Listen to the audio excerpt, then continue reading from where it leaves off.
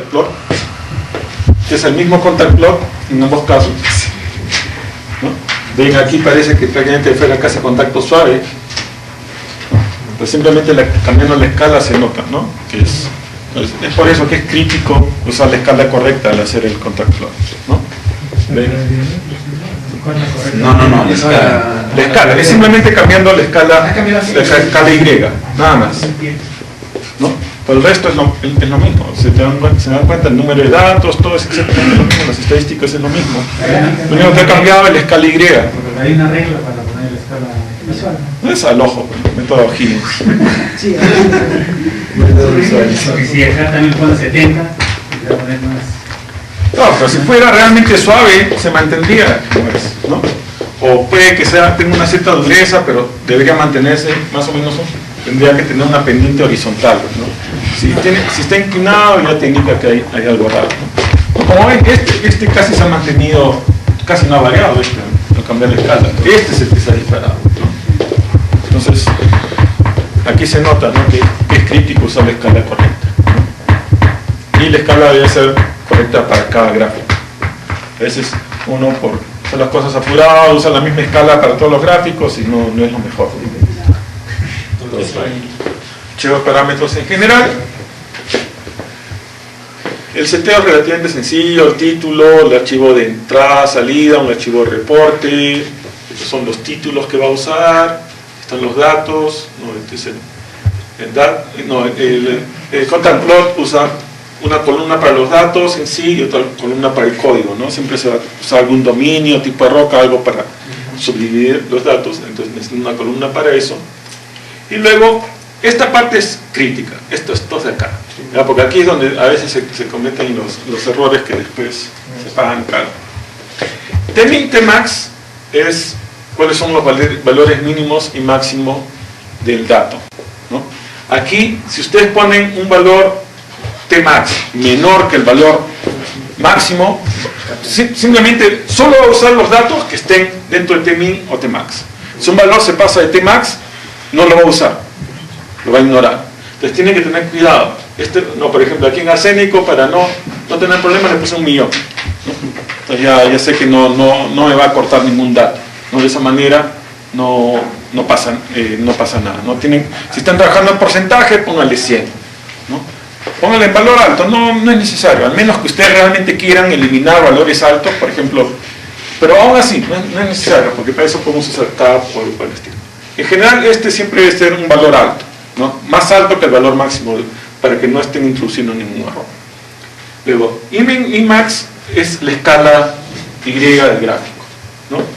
Bueno, este es del gráfico original, pues que tiene 500, pero en este caso sería 100, ¿no? Correspondería de 100 a 100. Luego, Data Capping Limit, cap, eso es, si un valor se pasa de ese valor, lo va a capear de ese valor, ¿no? Entonces, si un valor, aquí está en 100.000, si un valor es mayor de 100.000, lo va a volver a 100.000, ¿no? Esto lo pueden usar si ustedes creen que hay valores erráticos que están haciendo que su contact plot salga demasiado errático, ¿no? Y quieren eliminar el efecto de esos valores erráticos, ¿no? Como en todo estadística, los valores erráticos siempre afectan, ¿no? Muchas veces estos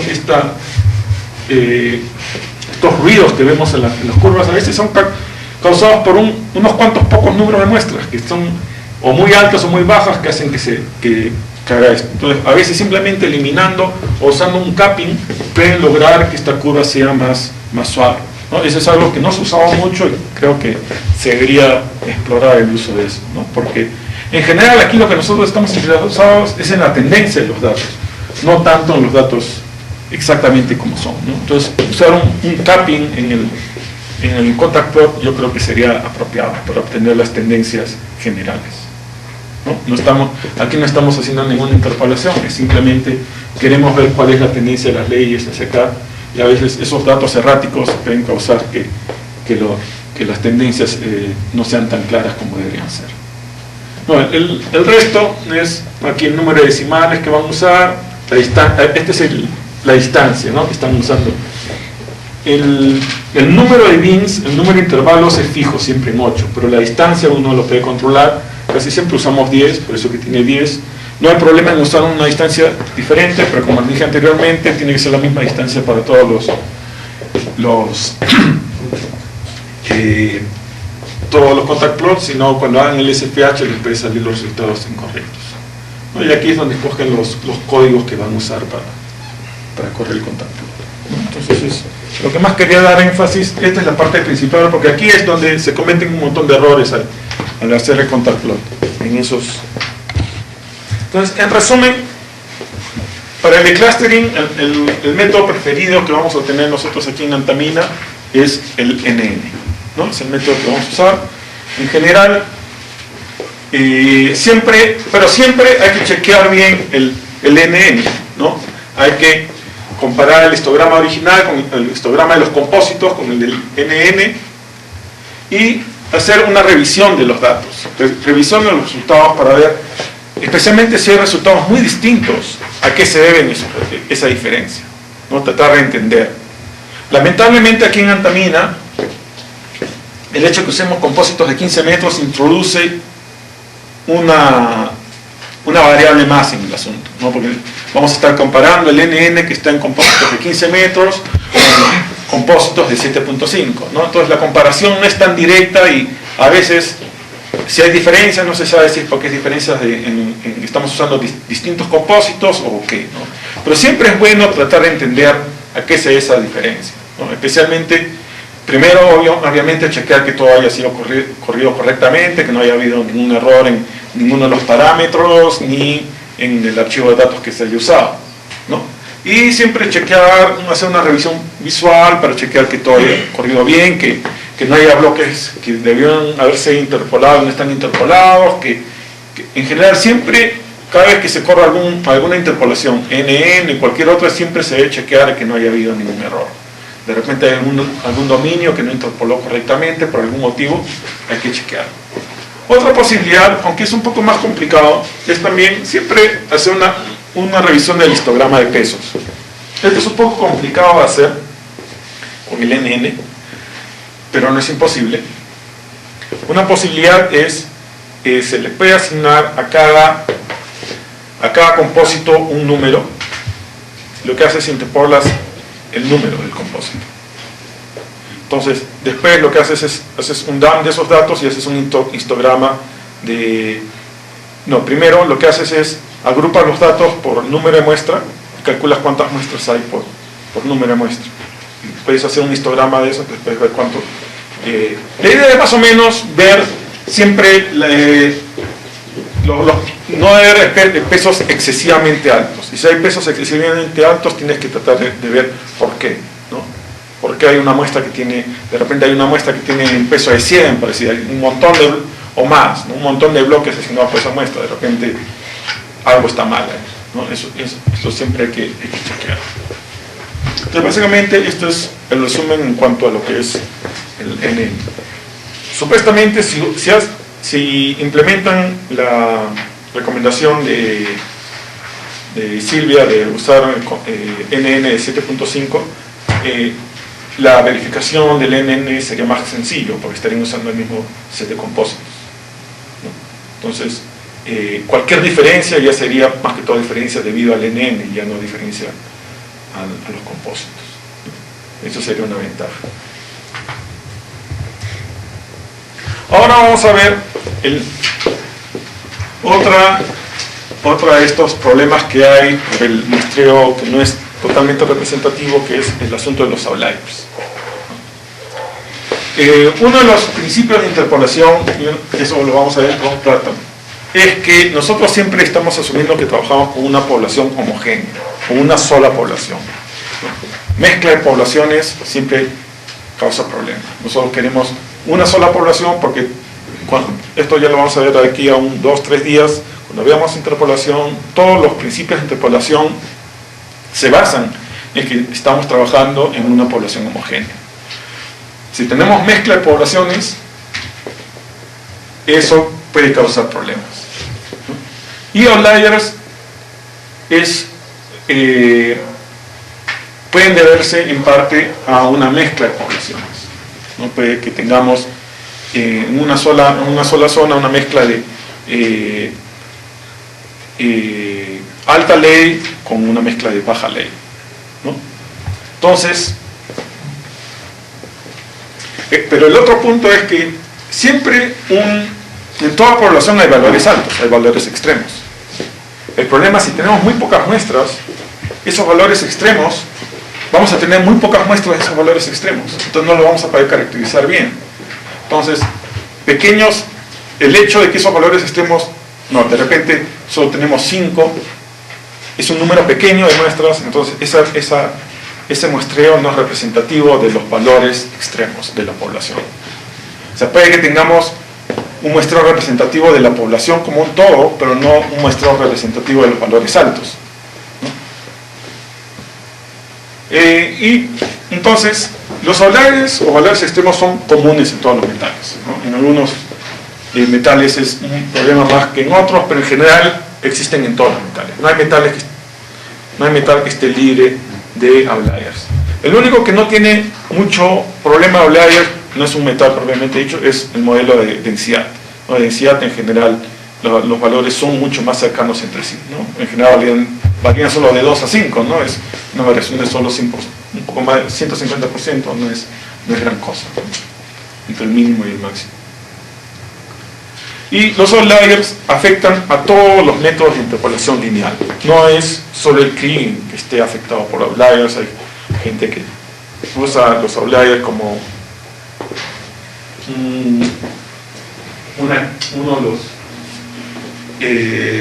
una de las deficiencias del Kriging, pero los outliers afectan a todos los métodos de interpolación lineal, no solo el Kriging, ¿no? Inverso a la distancia también es afectado por outliers, igual que el Kriging. Así que es algo que nosotros siempre tenemos que tomar en cuenta, ya cualquiera sea el método que vayamos a usar para lidiar con el problema de los outliers, ¿no? Entonces, por ejemplo, aquí vamos a ver un ejemplo de outliers. No, los outliers afectan la estimación de las estadísticas de la población. En general, es más crítico o se refleja esto cuando el CV es mayor que 1.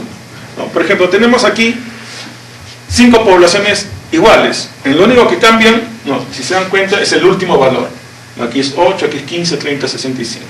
El resto de valores se mantiene igual, ¿no? Entonces, aquí la media es 4.5, 5.4, 7.3, 11, 16. Casi 4 veces la media de acá, ¿no? Y la desviación estándar también pueden ver, ¿no? 2.4, 4.4, 9.4, como ven, aumenta hasta mucho más rápido por el hecho de que es al cuadrado, ¿no? Y eso que es la raíz cuadrada, pero igual, ¿no? Y el CV también, 1.5, 1.8, 1.3, 1.8, 2.1, ¿no? Y es solo en la variación de una sola muestra, ¿no? Si nosotros estamos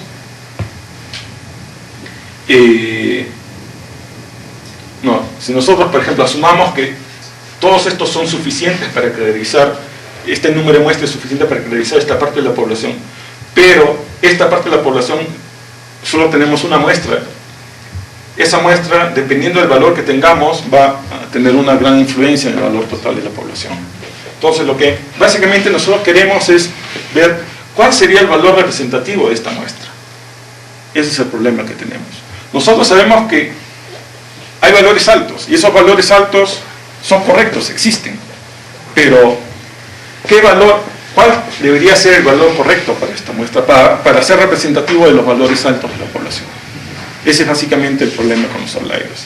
Debería ser 8, debería ser 15, 30, 60, 100. ¿Qué valor debemos usar de tal forma que sea representativo de los valores altos para que nos dé una estadística correcta para toda la población? Entonces, en general, no hay una forma correcta de corregir esto porque precisamente no tenemos esta población bien caracterizada. Si tuviéramos esa población bien caracterizada, el problema se elimina, ¿no? Entonces, hay formas simplemente de lidiar con el asunto, pero en verdad no son teóricamente correctas, ¿no? No hay una forma teóricamente correcta. Lo ideal es, si es que tenemos suficientes de estos valores altos, es ver si es que podemos definir nuevos dominios, ¿no? Es en cierta manera lo que se hizo con el bismuto, con el zinc, con el moly, ¿no? Se vio que los valores altos, especialmente en ciertas zonas, estaban causando problemas. Lo mejor era definir un nuevo dominio para esos valores altos, ¿no?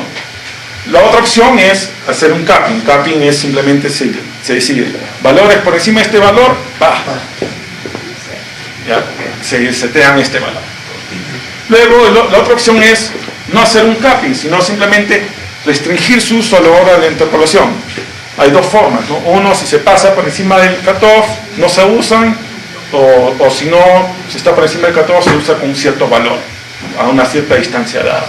No es lo que le llaman outlier restriction en Mindset, ¿no? Otra opción es usar indicator kriging, que en indicator, cuando usamos indicator kriging, nosotros podemos criar cada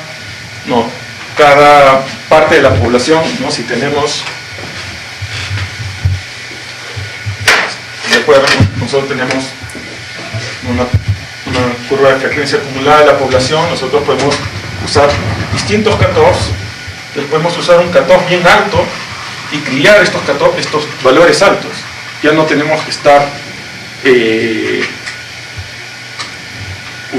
usando ninguna, no tenemos que estar usando ningún capping, nada. Nosotros vamos a criar los valores altos como una población aparte, ¿no? Ese es uno de los atractivos del indicator kriging, ¿no? Especialmente este que usa múltiples indicators, que se llama Multiple Indicator Kriging o MIK, ¿no? Ese es uno de los atractivos, de que vas a poder interpolar los valores altos como una población aparte, ¿no? Después vamos a ver cuáles son los problemas con eso, pero estas son más o menos las opciones que tenemos, ¿no? Vamos a ver ahorita qué podemos hacer. Esto no voy a comentar mucho, porque si esto lo podemos hacer, esta es la opción que debemos tomar. Si se puede separar en una población aparte, hay que hacerlo. Lamentablemente, en la mayoría de los casos no es posible, porque son pocos datos y casi siempre están dispersos, ¿no? Y los dominios tienen que ser dominios espacialmente continuos, ¿no? Entonces, si son espacialmente dispersos, es un poco difícil de lidiar con ellos, ¿no?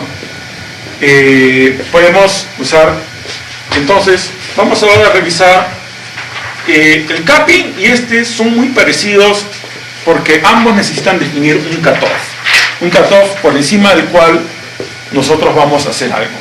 En el capping, por encima del cutoff, le cortamos al compósito, o en Scientist hacer el compósito. Aquí, por encima del compósito, decidimos, se les trata de una manera distinta al momento de la interpolación, ¿no? Pero ambos están basados en que si escogemos un compósito dado, diré un cutoff dado, si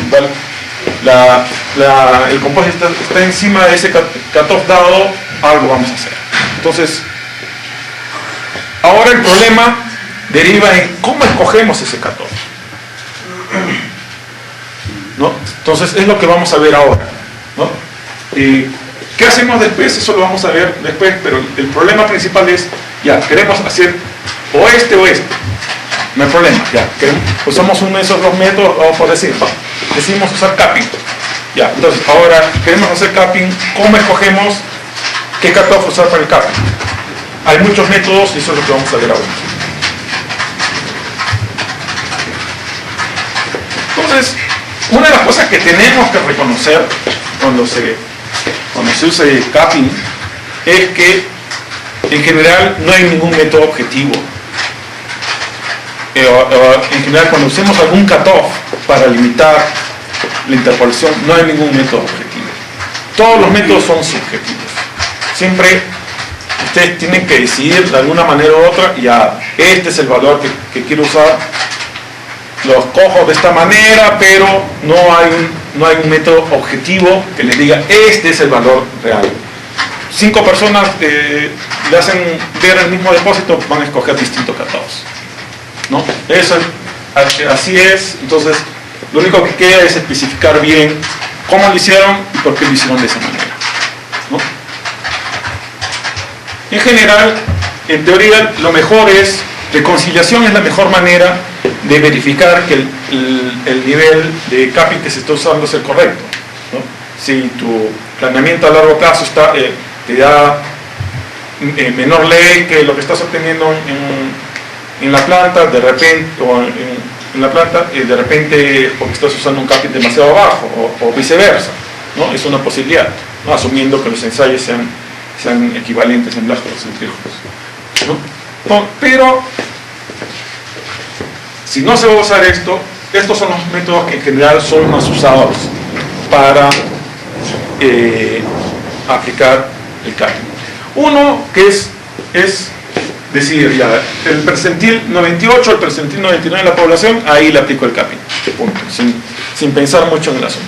Voy simplemente al histograma, al probability plot, al 98, 99 percentil, ya, ese es mi capping, punto. Ya. Es sencillo desde el punto de vista que es fácil de hacer, es rápido,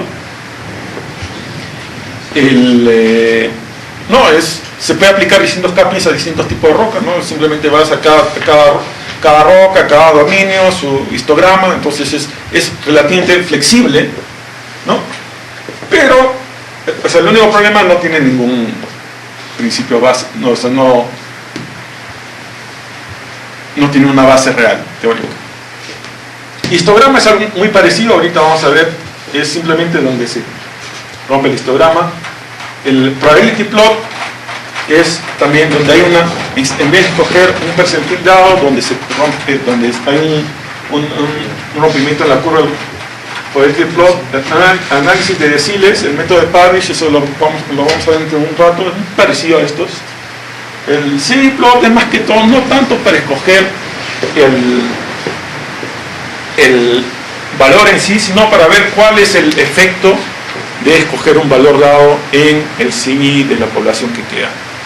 Y el MetaRisk es el método que hasta hace poco estaba usando AMEC más que todo, pero ahorita está en revisión, ¿no? Estamos viendo que en general el método es quizás demasiado conservador, propone en general niveles de capping excesivamente fuertes, ¿no?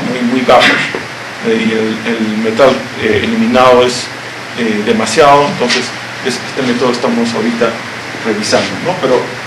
Y teóricamente la idea de este método era más objetivo que los otros, pero en general se está viendo que no es mucho más objetivo que los métodos anteriores.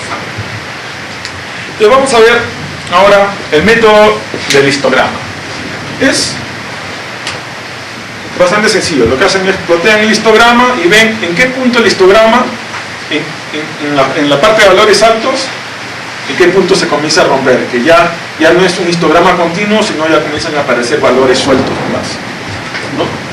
Entonces más o menos ahí, primero tienen que chequear que esté más o menos bien hecho el histograma y todo, y no, por ejemplo en este caso más o menos a esta altura este valor sería más o menos el valor correcto. Uno de los problemas con este método es que en general, especialmente para leyes, el método de histograma funciona mucho mejor porque la escala es logarítmica, ¿no? Y lamentablemente el programa de histograma que nosotros usamos, ustedes tienen, no permite esto, ¿no? Pero si se pueden conseguir un programa de histograma que le dé esta escala logarítmica, podrían usar este método, ¿no?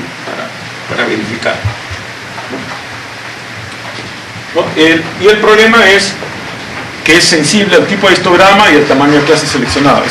Como la mencionada, casi siempre sale mejor en escala logarítmica para lo que es leyes normales, y escogiendo distintos tamaños de clases les puede salir a un punto distinto, ¿no?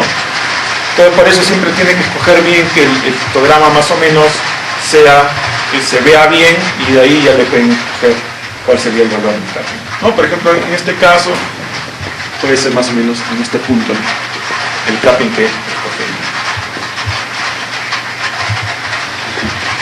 El otro método es el método de la curva de la probabilidad, que es básicamente ver en los valores altos en qué punto la curva se rompe, ¿no? Esta es una curva de probabilidad invertida con respecto a la que normalmente vemos. La frecuencia acumulada está en este lado, nos vemos que aquí se rompe más o menos a esta frecuencia, que en este caso corresponde a la frecuencia 99, el percentil 99, ¿no? Entonces, bajo este método, se escogería el capping acá, que corresponde a aproximadamente 70 ppm, ¿no? En este caso en particular, ¿no?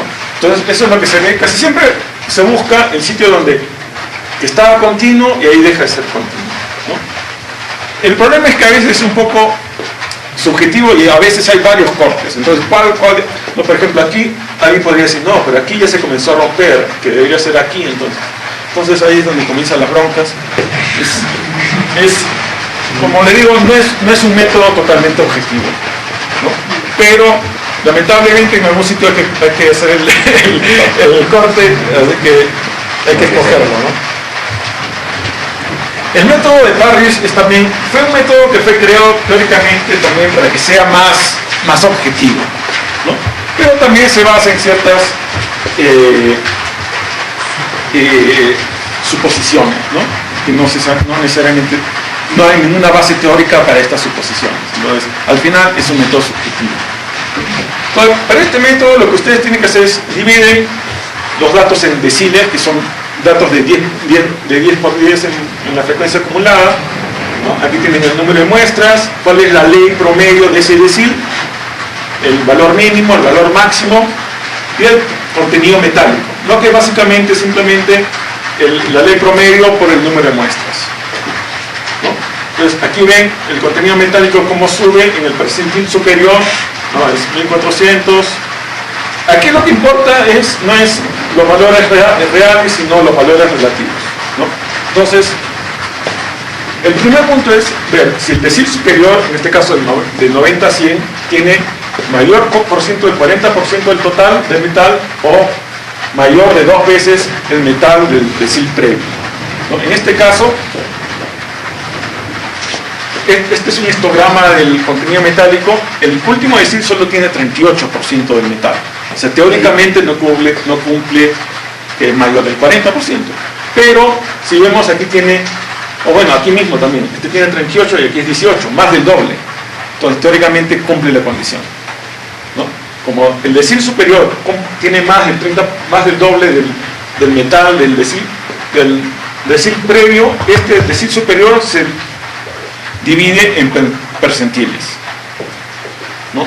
Se calculan del percentil 90-91 al 99-100. Igual, ¿no? Número de muestras, promedio, mínimo, máximo, contenido metálico, ¿no?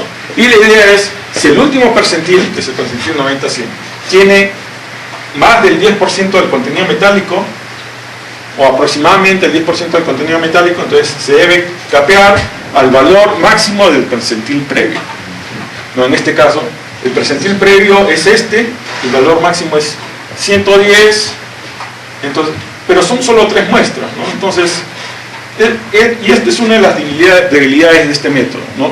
Está basado en estadísticas con muy poco soporte, muy pocas muestras, ¿no?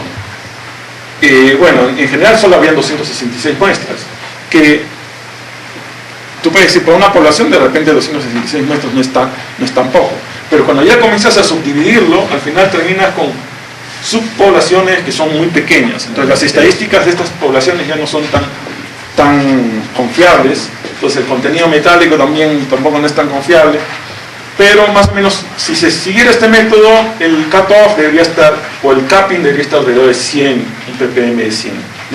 Entonces es más o menos cómo funciona este método. Si tuvieras un montón de muestras, de tal forma que en estos deciles superiores tienes bastantes muestras, de repente quizás te diera un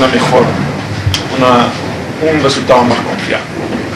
Pero igual es basado en ciertas suposiciones que no tienen un principio teórico. Pero igual es un método que es relativamente sencillo de hacer, no es tan complicado y tiene una lógica que es fácil de seguir y un método relativamente aceptado en la industria, así que si lo usan, nadie los va a criticar mucho.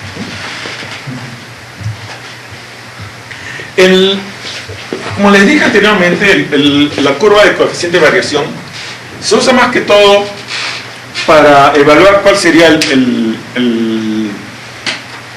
el coeficiente de variación si capeáramos a un nivel dado.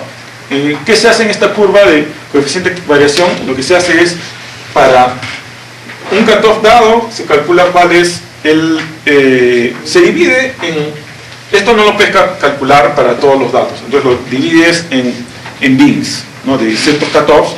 Dentro de cada bin calculas cuál es el CV de ese bin, ¿no? Entonces, generalmente se observa una curva parecida a esto, ¿no? Que sube, luego baja, y luego al final se divide, ¿no? Y aquí tú puedes calcular cuál sería más o menos el CV, bueno, o sea, el CV con los valores altos es alto, entonces si lo capeas más o menos a un CV de 100, a un cutoff de 100, el CV bajaría a 1.4 más o menos, ¿no? Esto más o menos te da una idea de cuál sería la variación en el CV de acuerdo al cutoff. Metal risk, esto lo voy a explicar un poco después. En general, lo mejor es utilizar todos los métodos al mismo tiempo. Ese es el principio básico de los outliers. Es utilizar todos los métodos, compararlos. Si tienes resultados relativamente parecidos, quiere decir que estás... Especialmente lo mejor es usar el método del histograma, o sea, el histograma, el probability plot, y ver si tienes resultados más o menos parecidos, y si tienes tiempo hacer el Parrish también, ver si tienes resultados más o menos parecidos. Ya sabes que por lo menos si usas todos esos métodos vas a obtener más o menos parecidos, entonces tus resultados serían consistentes, ¿no? Entonces podrías usar ese valor como el cutoff para tu cambio, ¿no?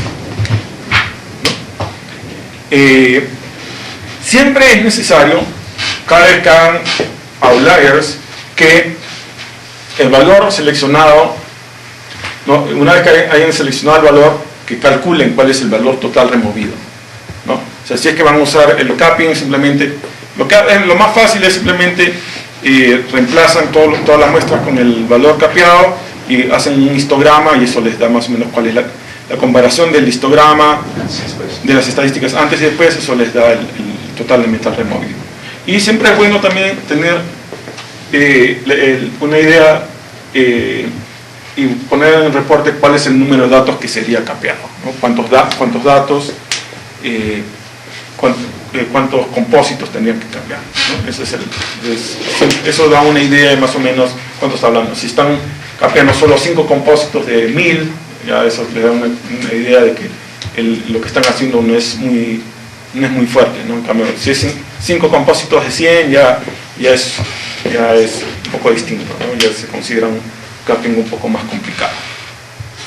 Bueno, en general nunca debes eliminar datos, ¿no? O les debes hacer capping, o la otra opción es usar outlier restriction, ¿no? En outlier restriction hay dos opciones al mismo tiempo. Una es que dentro de una distancia usas el valor tal como es, y más allá de la distancia o lo ignoras o lo usas a un capping dado, ¿no? Pero siempre dentro de una distancia dada siempre vas a usar la muestra. O sea, nunca se elimina totalmente el compósito de la base de datos, ¿no? Al menos que consideres que ese valor es sospechoso, ¿no? Si tú crees que... Pero eso es un poco que se sale del tema, ¿no? Aquí estamos asumiendo que todos los valores son buenos. Es simplemente que lamentablemente son valores altos, y no son... el efecto de estos valores altos puede hacer que las estadísticas de la población no sean representativas, ¿no? Entonces, la idea es, ¿qué hago con estos outliers? Ese es el problema, porque si fuera que el valor es malo, es sencillo. Si el valor es malo, lo voto, ¿no? Pero si el valor es bueno, entonces ahí es el problema. ¿Qué hago con este valor? Porque estamos asumiendo que toda la información que tenemos está bien, ya está auditada, ya está, claro. Ya usted está 100% allá. Claro, entonces estamos asumiendo que el valor es bueno, el valor es real, simplemente. Pero el problema es que es representativo a un pedacito de core, bueno, de este tamaño, ¿no? Cuando queremos hacer interpolar un bloque más grande que este salón, ¿no? Entonces ese es el problema. La influencia, especialmente teniendo en cuenta que muchas veces nosotros interpolamos con 4, 5, 6 compósitos nada más, ¿no? Entonces, un valor muy alto va a mandar en esa zona donde está cercana a ese compósito, ¿no? Incluso hasta lejana si no le ponemos outlier restriction, ¿no? Entonces, es por eso que hay que ver qué hacemos, ¿no? En general, en mi experiencia siempre yo prefiero usar outlier restriction. ¿Por qué? Porque ese valor es real, ¿no? Y con outlier restriction yo lo puedo usar con su valor real cercano a donde ocurrió. Pero lo que yo sé, ese valor es real, pero no es representativo de un volumen muy grande, así que no lo debo extrapolar muy lejos. Entonces, outlier restriction te permite eso, te permite usar el valor tal como es, pero sin extrapolarlo demasiado lejos, de tal forma que no haga, no sea muy grande, ¿no? Vamos un poquito a clarificar aquí el punto de outlier restriction.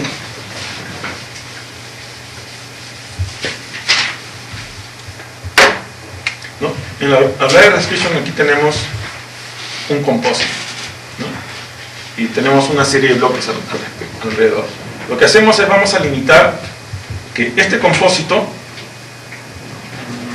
solo se va a usar hasta una distancia dada con su valor real, ¿no? Por decir, este compósito tiene un valor de 1000, hemos decidido que el cutoff es 100.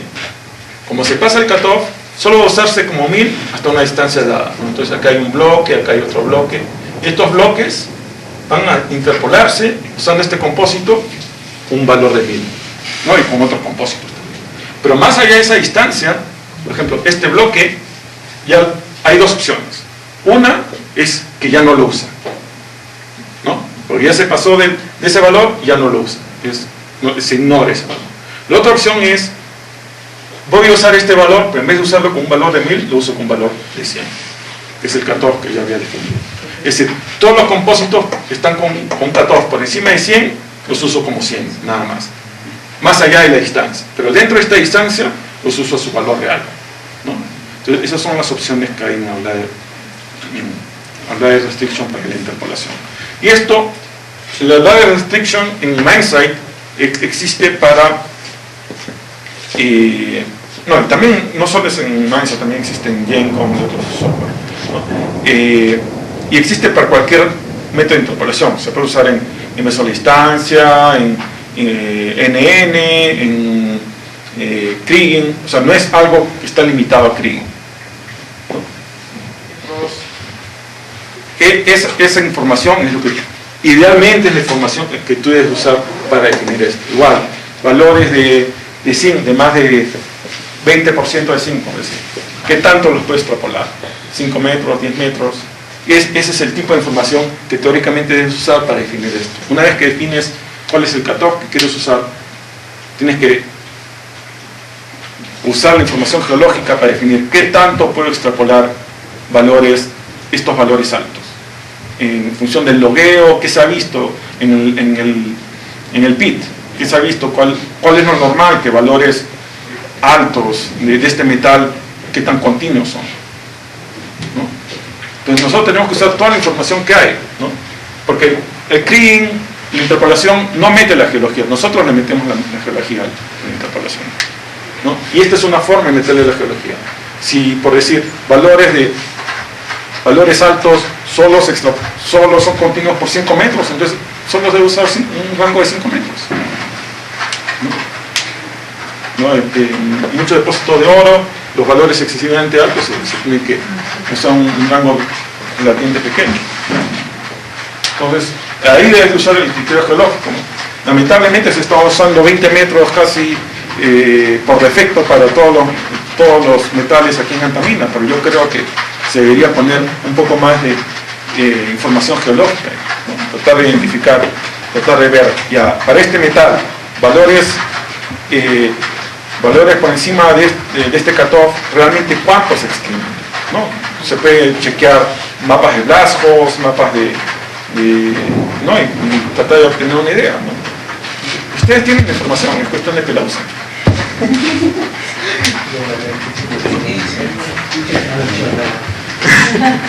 En un depósito donde no hay mucha información, que tienen pocos talados, entonces ahí ya es más difícil, ¿no? pero precisamente esa es la ventaja de trabajar en una mina, ¿no? Ustedes tienen un montón de información, no tienen que tratar de hacer uso de esa información. Ahora vamos a ver otro aspecto que es el de la compositación. Nos vamos a tratar de ver para qué compositamos, ¿no? Y cómo es que se hace, ¿no? En general, y qué criterios hay que hacer para compositar las muestras, ¿no? Hay muchas razones por las cuales se composita. Una de las razones principales es que la mayoría de los algoritmos de estimación no toman en cuenta el tamaño de la muestra, ¿no? Consideran a las muestras como puntos, no les asignan ningún peso en función del tamaño de la muestra. Entonces, pero nosotros sabemos, eso lo vamos a ver mejor de aquí a unos cuantos días, que las leyes en función del tamaño de la muestra son importantes, ¿no? La variabilidad de las muestras no es lo mismo la variabilidad de la muestra de un compósito o la variabilidad de las leyes de los bloques, ¿no? No es fácil de entender que mientras más grande es la muestra es menos variable, ¿no? Porque tenemos más muestras, ¿no? Si agarramos toda la ley de un bloque y muestramos poquito a poquito, vamos a ver que varía un montón, ¿no? De un punto a otro la variabilidad, las leyes pueden variar, pero si agarramos en pedazos grandes, cada vez la variabilidad va a ser menos hasta que al final no hay variabilidad porque es una sola muestra, el promedio del bloque, ¿no? Entonces es por eso que uno de los objetivos de la compositación es tratar de obtener muestras que sean homogéneas en cuanto al tamaño, ¿no? Tratar de que sean más o menos de la misma longitud, ¿no? Que sean representativas de un volumen más o menos homogéneo entre ellas, ¿no? Eso es porque, tal como menciona, la representatividad y la variabilidad de las leyes depende del tamaño de las muestras, ¿no? Y la compositación básicamente lo único que hace es homogeniza el tamaño de las muestras. Eso es básicamente lo que hace compositación, no hace nada más. Trata de obtener compósitos del mismo tamaño. La compositación en general es necesaria cuando los tamaños de muestras son muy distintos, ¿no? Si hay sitios donde muestrean, ¿no? Tienen muestras de 0.5 y muestras hasta de 10 metros de largo, ¿no? Entonces, o incluso acá, ¿no? Tienes las muestras de densidad que son de 15 centímetros y las muestras más grandes que son 2.5 metros más o menos, ¿no? O 3 metros, ¿no? Son más de 10 veces el tamaño, ¿no? Entonces estamos hablando de una diferencia de 10 veces. Pero otra razón también es cuando las muestras son muy pequeñas relativos al tamaño del bloque, ¿no? Si por ejemplo, si las muestras fueran de 1 metro en promedio, el bloque es de 15 metros, el problema que tenemos ahí es que tendríamos aproximadamente en la altura del bloque un promedio de unas 15 muestras, ¿no? Entonces, lo lógico casi siempre es más o menos agarrar dentro de un solo taladro el mismo número de muestras que la altura del taladro, ¿no? Entonces, si tenemos un bloque de 15 metros y muestras de un solo metro, tendremos que agarrar para cada taladro un mínimo de 15 muestras, o hasta 15 muestras, ¿no? Lo cual ya complica todas las cosas, ¿no? Porque tendremos un número excesivo de muestras, tendremos que agarrar un montón de muestras en la interpolación y complica toda la interpolación. Y estamos agarrando demasiadas muestras por gusto, porque si vamos a estar interpolando todo a 15 metros, ¿para qué agarrar muestras cada metro? ¿No? Entonces es por eso que en general la idea es que la longitud de la muestra de los compósitos esté más o menos entre la mitad y 1/3 de la altura del banco. Eso es en general, ¿no? Que básicamente se reduce a que nosotros debemos estar usando unas 2 o 3 muestras por taladro para interpolar cada bloque, ¿no? Entonces, antes de compositar, siempre es bueno tener un poco más de soporte a por qué lo hacemos, ¿no? Entonces, antes de compositar, es bueno tener un histograma de la longitud de las muestras, ¿no? Para ver qué tanta variabilidad hay en la longitud de las muestras. Y esto en especial es muy útil en el scatterplot de las leyes versus la longitud de muestra. ¿No? Esto básicamente es, lo que tienen es un gráfico, aquí tienen la longitud de la muestra y aquí la ley, ¿no? Entonces, ustedes calculan, por decir,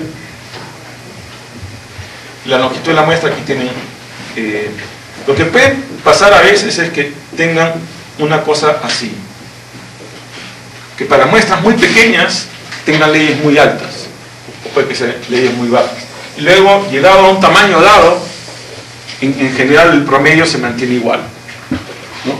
Y cuando ustedes tienen este tipo de diferencia, en que hay una tendencia de las leyes con el tamaño de muestra, esto es uno de los soportes más importantes de que ustedes deben de compositar, porque si no, estas muestras que tienen leyes muy distintas van a tener el mismo peso que estas leyes que son de otro soporte. Y la idea es que una vez que hagan la compositación, en general las leyes deben de salir más o menos homogéneas, no debe haber ninguna tendencia ninguna tendencia entre la ley y la longitud del compósito, ¿no? Porque siempre cuando hacen la compositación, en la mayoría de métodos, no todos los compósitos salen con la misma longitud. Siempre hay compósitos de un poco más, un poco menos, a veces solo un poco menos, a veces las dos cosas, ¿no? Entonces, tienen que chequear esto. El otro punto es, mucha gente prefiere aplicar el capping, si es que van a aplicar el capping verdadero, aplicarlo antes de hacer la compositación, ¿no? Entonces, aplican el capping en los ensayos y luego compositan. Entonces, si van a aplicar capping, es mejor hacerlo antes de la compositación. Luego, tal como les mencioné anteriormente, la idea es que la longitud de los compósitos debe ser no mayor a la altura de los bloques, ¿no? O sea, tampoco unos compósitos demasiado largos, pero tampoco menor a 1/3 de la altura del bloque. O sea, la idea es que tengan de 1 a 3 compósitos por bloque en cuanto a altura, ¿no? Eso es en general lo que se recomienda. Entonces, en este caso, por ejemplo, la altura del bloque es 15 metros, el compósito debería variar o un máximo de 15 o un mínimo de 5 metros, ¿no? Y lo que se está usando es 7.5. El otro punto es que la variabilidad de las leyes sea representativa de la selectividad del proceso de minado. Entonces, por ejemplo, en pórfido de cobre, en general, donde no se va a aplicar ninguna selectividad al minado, ahí se tiende a tener compósitos largos, ahí tienden a tener compósitos de la altura del banco, ¿no? Porque no van a aplicar ninguna selectividad, van a minar y sacar todo, ¿no? Al estilo antamina. Entonces, ahí basta con un compósito por la altura del banco. Pero cuando el minado es un poco más selectivo, a veces es conveniente tener unos compósitos un poco más pequeños.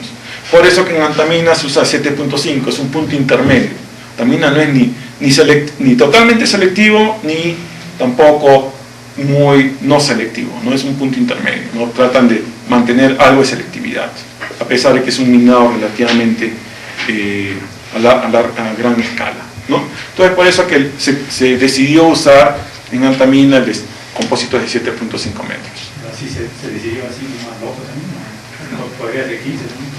Podría, pero es que 15 ya sería, daría una selectividad que no es, o sea, no es la que se va a obtener. Se quiere obtener un poco más selectivo de lo que te da 15 metros, ¿no? Especialmente en zonas de contacto, esa zona, ¿no? Entonces, por eso que 7.5 se consideró que era algo intermedio y que era más cercano al nivel de selectividad que se espera en antamina, ¿no? Entonces, por eso esto es algo que siempre hay que tener en cuenta a la hora de escoger el nivel de compositación que se va a usar, ¿no? Pero si no me equivoco, se hicieron varios estudios que al final son los que, ahorita no me acuerdo los detalles, pero que al final fueron los que dieron soporte a escoger un compósito de 7.5. Luego, la compositación tiene varios efectos, ¿no? Algunos son buenos, otros son malos, ¿no? Uno es que se pierden las muestras originales. Ya no vamos a estar trabajando con muestras originales, ahora vamos a estar trabajando con compósitos, ¿no? Se reduce la variabilidad de las leyes, lo cual, desde el punto de vista es malo, es bueno. En general es bueno, porque la variabilidad de las leyes pues, a escala pequeña no nos interesa. A nosotros nos interesa, al final, ni siquiera la variabilidad de las leyes a la escala de compósito, nos interesa la variabilidad de las leyes al nivel de bloques. Se reduce el número de muestras, que también puede ser bueno o puede ser malo. Es bueno a la hora de la interpolación porque te ayuda a que sea más sencillo, más rápido, porque mientras más muestras tienes al momento de interpolar, más lento. Pero también te causa que como tienes menos muestras, en algunos dominios vas a tener muy pocas muestras, tus estadísticas no van a ser muy confiables, ¿no? Entonces, todo tiene algo bueno y algo malo. Y en especial, en la forma en cómo se hace la compositación en enantamina, también se suavizan los contactos, ¿no? Que también es algo bueno, porque es un poco representativo de la selectividad que se va a tener en enantamina. Se trata de ser selectivo, pero se sabe que no se va a hacer 100% selectivo. No es la selectividad que se tendría minando un depósito como enantamina usando unas palas pequeñas, o unos cargadores pequeños, ¿no? Ahí se podría tener mucho más selectividad de la que se tiene ahorita, ¿no? Pero se mina con unas palas grandes, ¿no? Como se mina con palas grandes, el nivel de selectividad que se tiene no es muy grande, es más que lo que, por el cuidado que se pone en marcar los contactos, todo